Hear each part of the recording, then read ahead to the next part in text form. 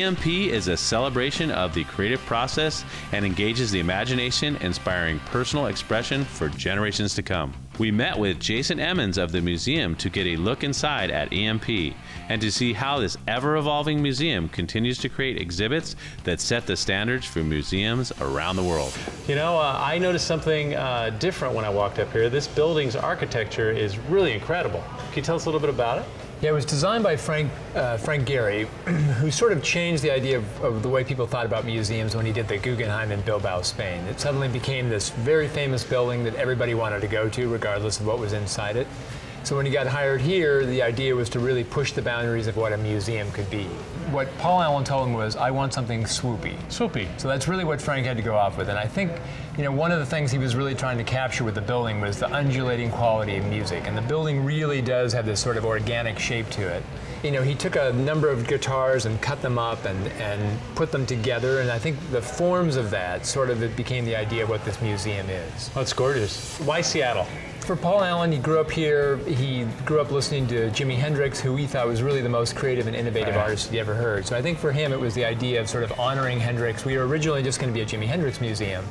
And then the idea became, well, let's look at the bigger picture of popular music. But Hendrix was really the start of all of it. I mean, one of the big exhibits here is the Hendrix, what do you call it? Is it the Hendrix Experience, or what is it called? Yeah, we always have a Hendrix exhibit, since that's the genesis of the museum. And the current one's called Hear My Train A-Comin', Hendrix in London. Because it was really the 9 months that Hendrix spent in London that launched his career. He wasn't really getting anywhere in the U.S. He went to England, his career took off, and he became the person we now know.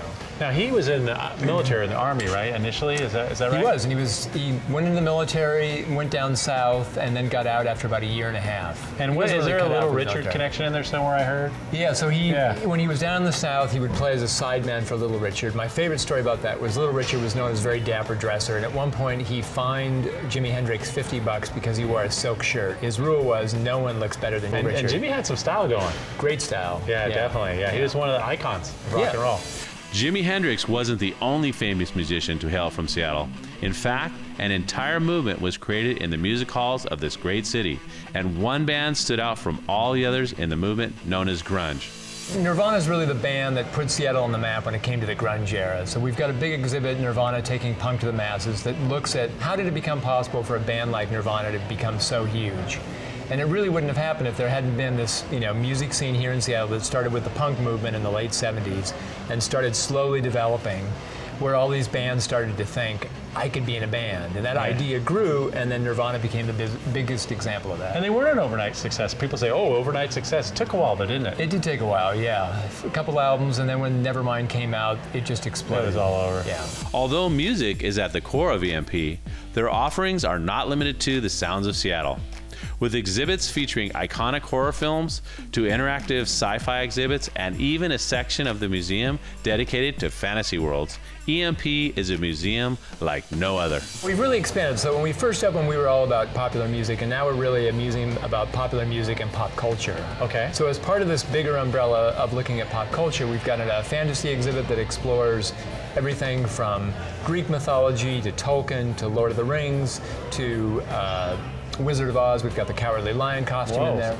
We also have a horror film exhibit called Can't Look Away, the lure of horror film.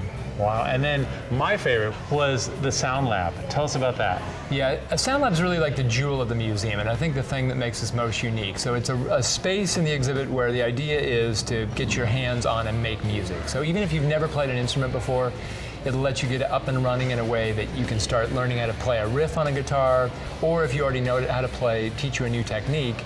And then the great thing is, if you're with somebody else, 2 other people, you could say, okay, you play bass, I'll play drums, he'll play guitar, and we can start playing together.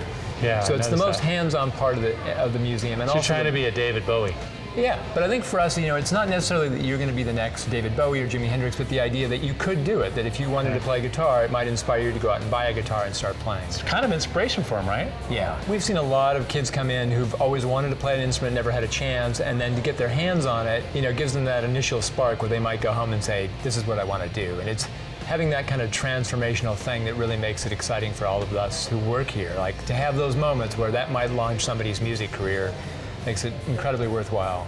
Well, that's what it's all about, isn't it? It is, yeah. Inspiring people through music. Yeah, can change your life. They sure can. Yeah. So when people are in Seattle, they got to get over here because we didn't see everything. There's a No, lot more not than even this. close. So when you're in Seattle, get on over here. And until next time, just remember to enjoy.